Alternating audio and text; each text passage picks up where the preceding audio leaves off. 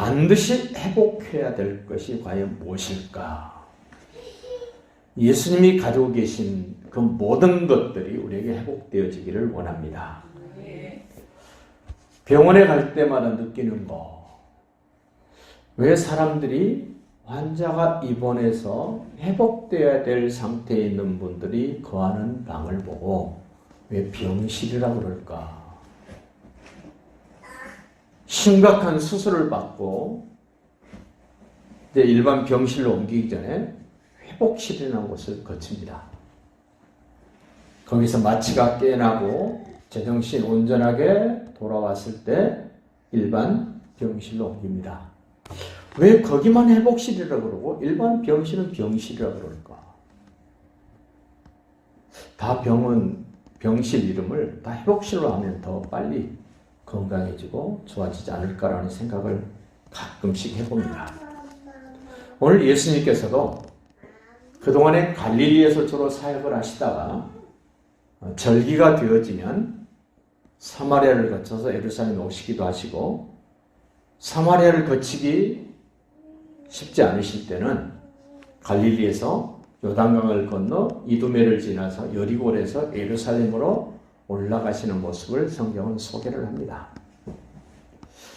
예수님이 지금 예루살렘에 오셔서 이제 베다니에 가서 쉬시는데, 성전에 들어가셔서 성전에서 되어지는 상황을 봤더니 성전 기능이 거의 마비되어 있습니다.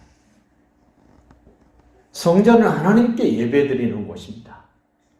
죄인들이 회개하는 곳입니다. 문제가 풀어지고 해결받는 곳이 성전입니다.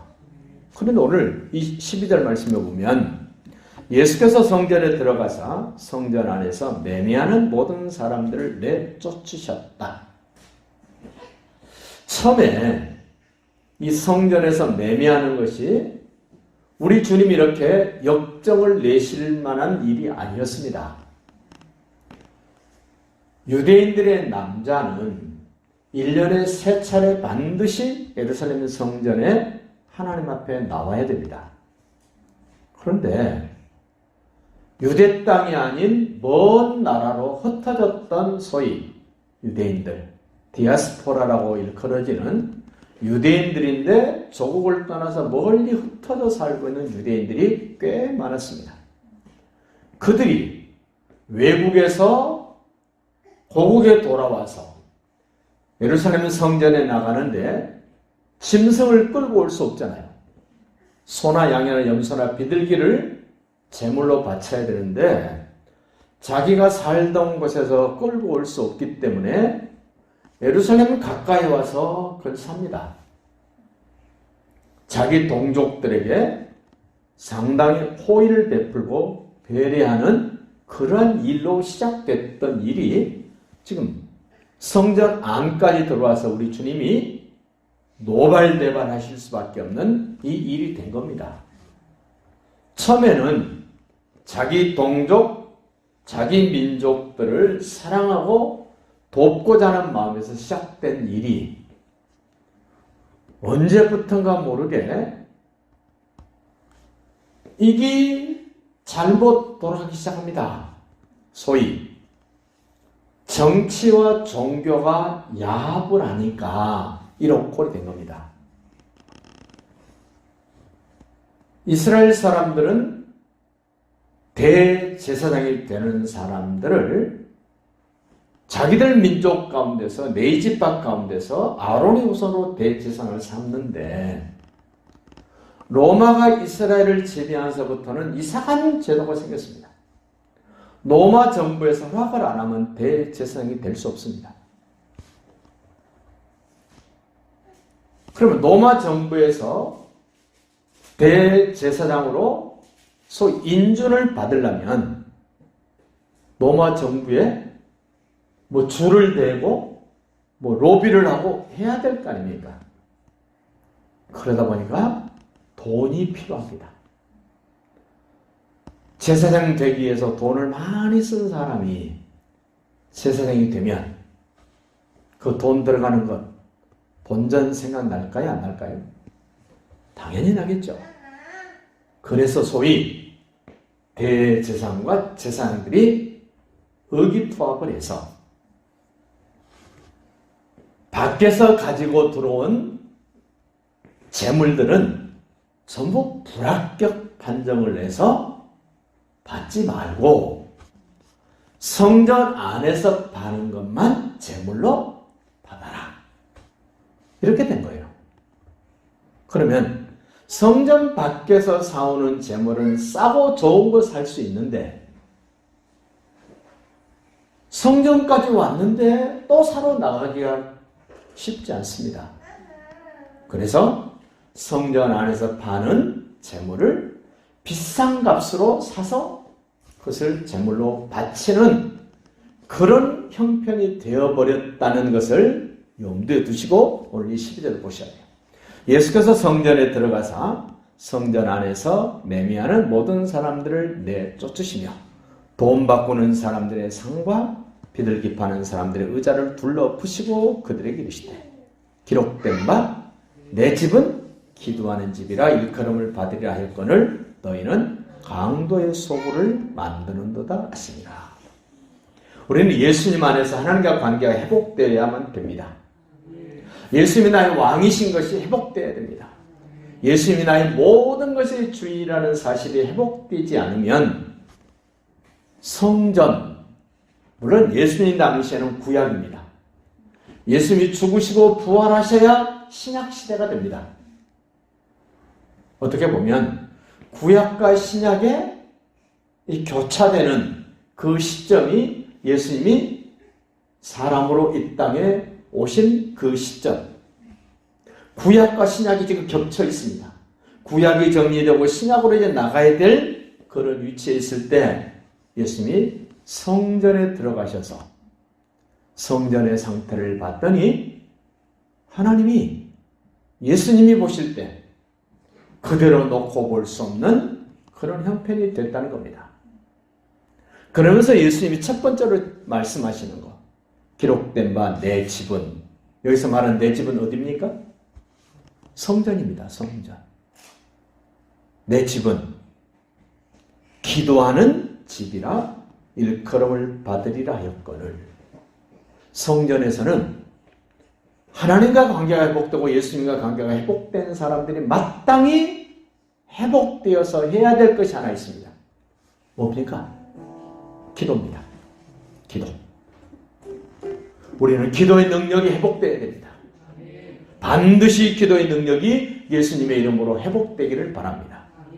하나님 아버지와 관계가 회복되고 예수님과 관계가 회복된 사람들은 기도할 수밖에 없고 기도해야만 되는 것입니다.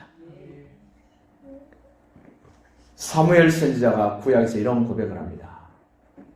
내가 기도를 쉬는 죄를 짓지 않겠다. 기도를 쉬는 것이 죄라고 인식되는 사람이 있습니다.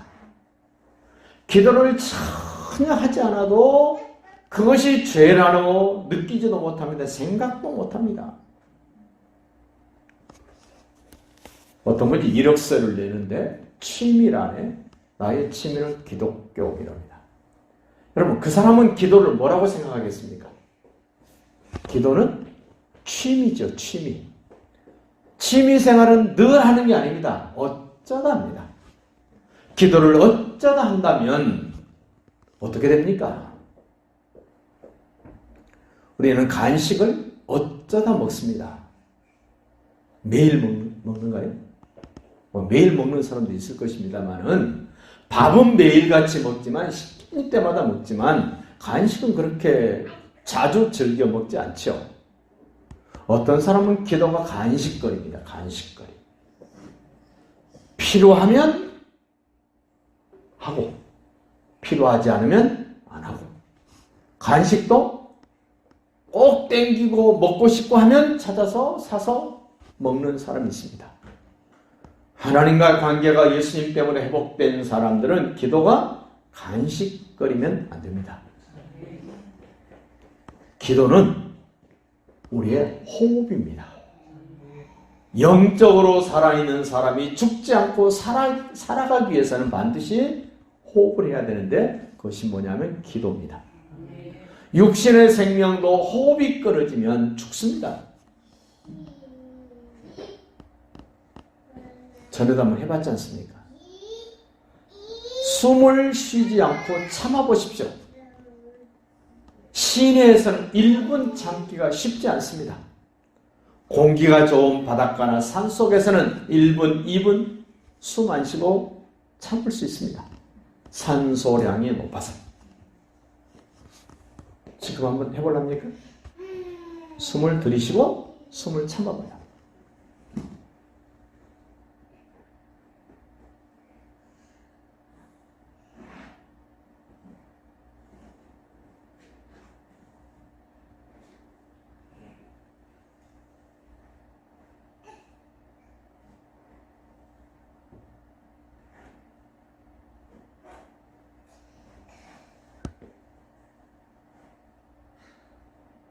일 분이 안 됐습니다. 폐활량이 좋은 사람은 더 오래 갈 수 있습니다만은 우리 보편적인 사람들은 1분을 참기 힘듭니다. 그렇다면 기도를 하지 않고 내가 지낼 수 있는 시간 얼마나 됩니까? 영적으로 내가 호흡을 하지 않고 지낼 수 있는 시간이 얼마나 될까? 하나님과의 관계가 예수님 때문에 바르게 회복된 사람들은 기도가 그렇게 심각하고 중요하다는 겁니다. 기도가 생명인 사람. 기도하지 않으면 나는 죽습니다. 가끔 저를 만났던 분들 가운데 그렇게 이야기하는 분들이 계십니다. 목사님, 저는 기도가 생명입니다. 그 말이 진정이기를 바라요. 근데 저는 한마디 더 묻고 싶습니다. 당신의 기도가 당신의 생명이라고 느낀다면 무슨 기도를 하길래 기도가 생명입니까? 성경에서 우리에게 요구하는 기도는 많은 기도가 아닙니다. 너희는 먼저 그의 나라와 그의 의를 구하라. 그 기도가 나의 생명이기를 바랍니다. 그 기도가 나의 호흡이기를 바랍니다. 오늘 주님이 또 말씀합니다.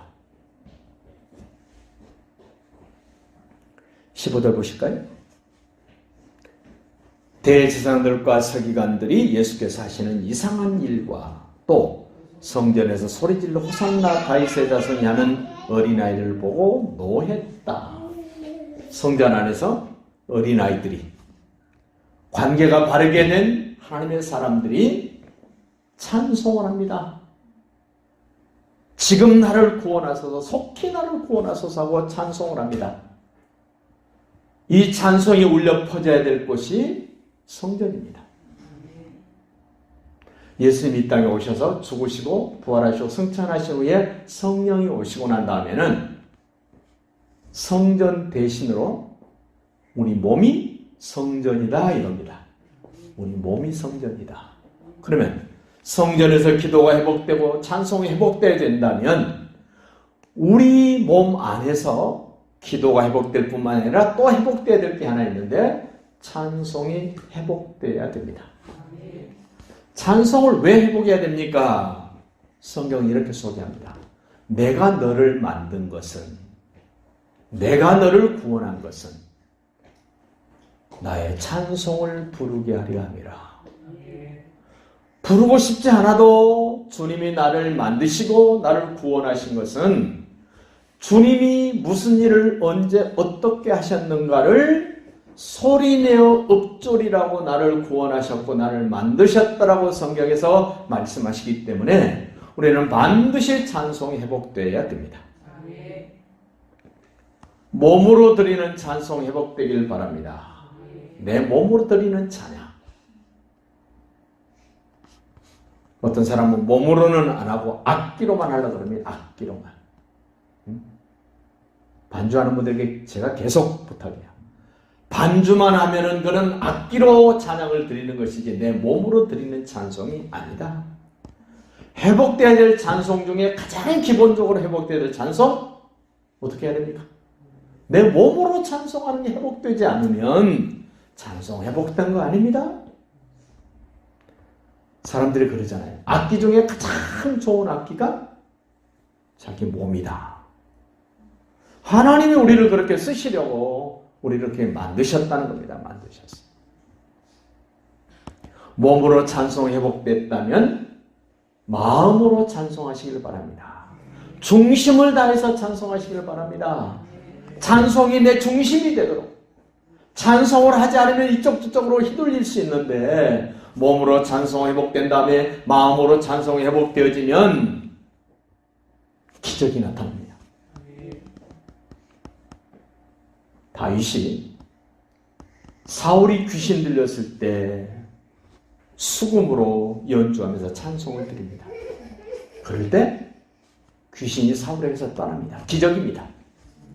몸으로 찬송하고 마음으로 찬송할 때 새로운 역사를 이루신 하나님,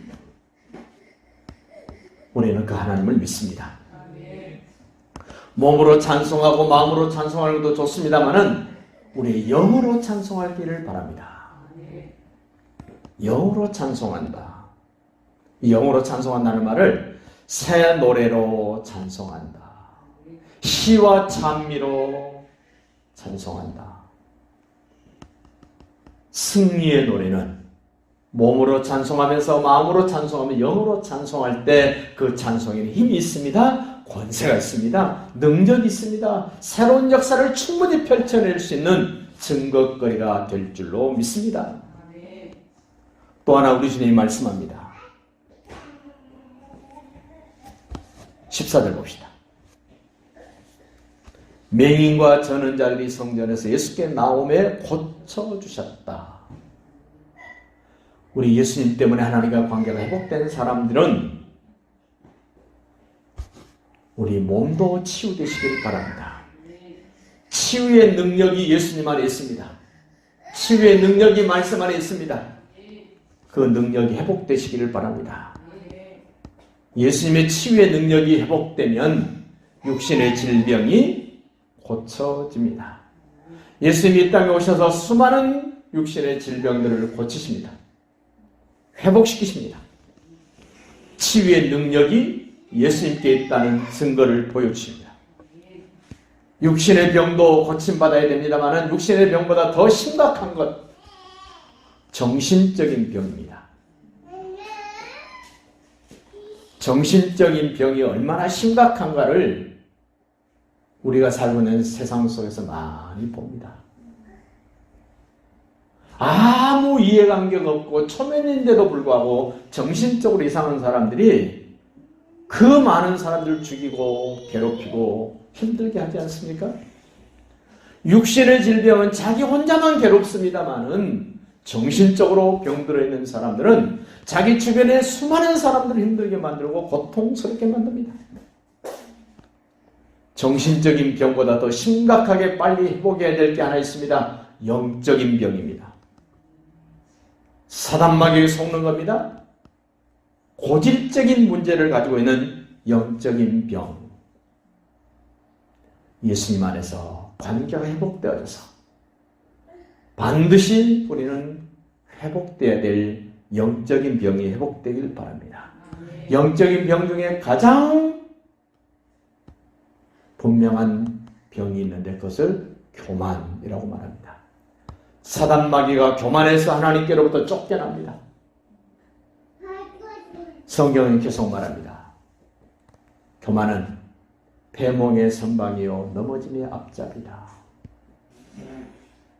끊임없이 성경은 교만을 지적합니다. 우리에게 회복되어야 될, 반드시 회복되어야 될 것, 예수님 안에서 하나님의 형상이 회복되시기를 바랍니다. 하나님의 형상이 회복되어야 생육하고 번성하고 충만하고 정복하고 다스릴 수 있는 힘이 있습니다. 그 엄청난 것을 회복시켜 주시려고 여인의 후손으로 예수님이 오셨습니다. 기도하지 않고 찬송하지 않고 치유되지 못했던 사람들이 하는 말을 들어보십시오. 16절입니다. 15절 끝에 봅니다. 호산나 다윗의 자손이 하는 어린아이들을 보고 노했다. 마땅히 해야 될 일, 회복된 사람들이 할 수밖에 없는 그 일을 보고 회복되지 않는 사람들이 하는 말, 분노합니다. 분노해. 회복되지 않는 사람들이 하는 일이 12절에 나와 있었던 하나님의 성전을 더럽히고 해서는 안 될 일들을 아무렇지도 않게 하고 있는 그 모습이 회복되지 않는 사람들의 모습입니다. 다시 말씀드리면 관계가 회복되지 않아서 기도할 줄 모르고 찬양할 줄 모르고 영적인 것들이 치료되지 않는 사람들은 성전을 강도의 소굴로 만들었고 자기 이득을 얻는 일에 성전을 이용한 것처럼 오늘날 자기 몸이 돈 버는 도구가 되고 강도의 소굴로 만들고 있는 우리 몸이 된다는 사실이에요. 관계가 회복되지 못하고 찬양하지 못하는 사람들은 찬양할 줄도 모를 뿐만 아니라 찬양하는 어린아이도 싫고 찬양하는 어른도 싫고 찬양을 드리는 모든 사람들이 꼴보기 싫어집니다.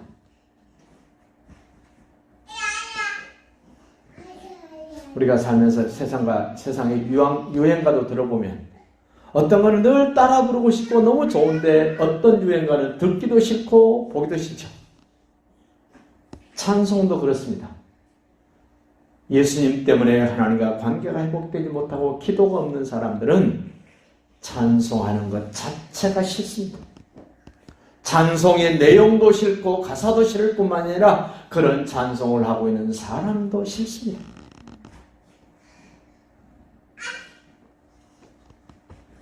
예수님이 하시는 모든 일이 이상하다 그럽니다. 이상하다. 예수님이 하시는 일이 다 이상해요. 관계가 회복된 사람들이 볼 때는 예수님이 하시는 일마다 너무 좋은데, 예수님이 하시는 일마다 너무 기쁜데, 결론 중에 결론입니다. 예수님 안에서 하나님과 관계가 회복된 사람들은 주님이 하시는 모든 일을 보면서 행복합니다. 주님이 하시는 모든 일을 통해서 너무너무 감격스럽습니다. 우리 은혜교회가 이런 모습이 되어지시기를 예수님의 이름으로 축복합니다.